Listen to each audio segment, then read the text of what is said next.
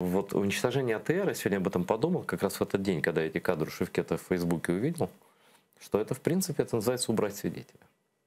Да, Понимаешь? да. Мы это все видели, не я тогда еще не работал на АТР, я только приезжал, а ребята это все видели. Тогда в эти дни мартовские я созванивалась со своей близкой родственницей, которая живет в Севастополе. Угу. Она взрослая женщина. И, то есть был такой живой дайджест, они носили туда на Фиолент, они носили продукты, носили воду. И я спрашивала ее, когда все ближе и ближе, ну, то есть понятно было, что это все по накату идет. І Оля кричала мені в трубку: Катя, вона україномовна людина, Катя, де кримські татари, я бачу, де українці, куди мені бігти? В мене забирають батьківщину. Вона прожила в Криму всю жизнь. Туда приехала ее мама. И вот эту фразу «Де кримські татари, я бачу, де українці?» Ну, давай честно скажем, Украины там не было в политическом смысле. Она, даже если жили там где-то, ну, большое количество этничных украинцев жило, да, там и живет до сих пор.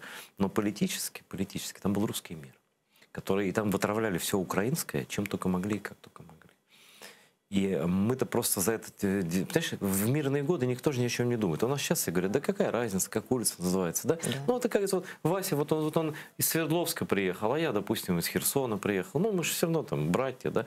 Ну, эти ходят какие-то непонятные татары, ну, непонятном языке, что-то. Но, в принципе, тоже с ними можно жить, вроде как они никого не перерезали, да и бог с ним, пусть живут пока, вот. И как бы вот это все, вот это в маразме жили, понимаешь? Вот. Нет, на самом деле то, что сразу же не были возвращены крымско-татарские названия, и греческие, которые были родные, это уже была уступка такая, очень, которой воспользовались. Этого же даже не было сделано. Оно же все осталось как Это, было. знаешь, до сих пор, то есть мы до такой степени, вот, ну, это так гнусно осознавать, до сих пор Верховная Рада Украины может сделать это в любой момент. Мы пошли на 8-й год оккупации. Это наша территория. Ну, как бы. Мы можем переименовать любой город по любому поводу.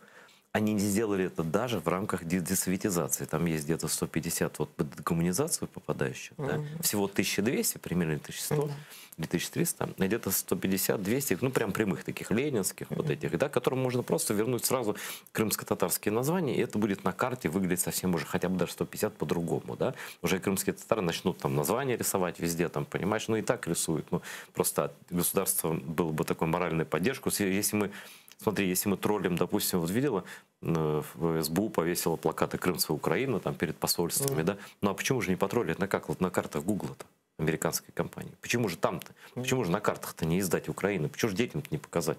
Даже тогда испугались, это был 15-й год, и до сих пор к этой теме не возвращаются. Не возвращаются к теме закона о коренных народов. Европарламент пишет, где закон о коренных народов? Ничего, не надо, не наше дело. Какая стратегия деоккупации Крыма? Знаешь, какую стратегию придумали? Я немножко выплыл в осадок. Все, кто приехал в Крым, оккупанты, смогут остаться в Украине потом и легализоваться. Это идея Министерства по реинтеграции временно оккупированной территории. Ну, не все там совсем, не генералы там, допустим, какие-то, да, но вот такой мирный ветеран НКВД приехал, так сказать, свою пенсию доживать. Это же поэтому так и происходит. Я не помню, кому принадлежит фраза, я ее от Марины Ивановны Цветаевой знаю. Нераскаянное преступление длится. Непокаянный геноцид, он продолжается. Для меня это все болезненная история, потому что моя бабушка после войны уехала к сестре в Янгиюль. Янгиюль, это многим, я знала, как многим крымским татарам знакомо это название. Так вот, когда-то у бабушки сын был в тех объединениях, которые потом стали УПА. Старший, папин брат. Он был сильно старше, он уже был. Это отдельная абсолютная история рода. Так рассказывай, это же интересно. Ну, мы с тобой как-нибудь вот К 18 мая. Ну, ты пришла на крымско-татарский телеканал. Мы можем до 18 мая. Ближе к 18 мая мы с тобой об этом поговорим.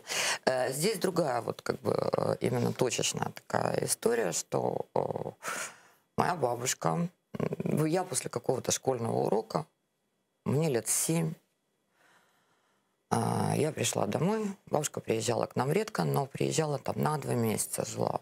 Это мамина, папина? Нет, это папина мама, жена священника, расстрелянного в 1939 году, и которая, начиная там, с 1946 года, прожила долго, ну вот, граница Узбекистана, Казахстана, да? Ну, в ссылке. Давайте называть. В ссылке была ее сестра. Она сбежала к сестре, чтобы не отвечать за расстрелянного мужа и спасти дочку младшую.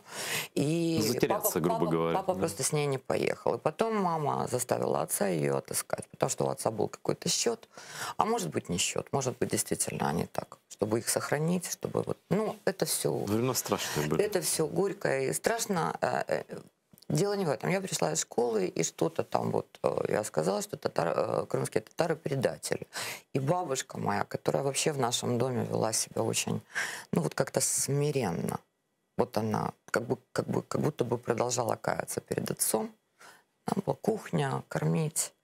И очень мало высказывалась. Бабушка лупанула меня по роже своей такой аккуратной ладошкой сухой.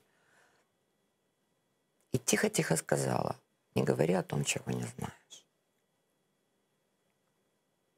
Бабушка умерла, когда мне было 14 лет. И вот в наследство от нее в последнее лето, когда она уже плохо себя чувствовала, но еще вот как бы мы проводили вместе, бабушка передала мне 5 молитв православных. Сказала: хватит с тебя. То есть я сказала: давай еще, я писала за ней. Она говорит: этого хватит. И рассказала о том, как и на что приехали, как умирали крымские татары в депортации, как они становились на ноги вопреки всему. И с тех пор, вот с моих там 7 лет с этого удара, и уже с 14 крепко просто взятая информация от нее, просто расскажи. Для меня это очень стала личная история, потому что моя Лида, тетка любимая, то есть бабушкина дочка младшая, папина сестра, ну, судя по всему, босыми пятками пылила там же, где пылила мама Ахтама. То есть это где-то было... Ах, там оттуда, да? Они... Из Янгиевля, он родился в Янгиевле.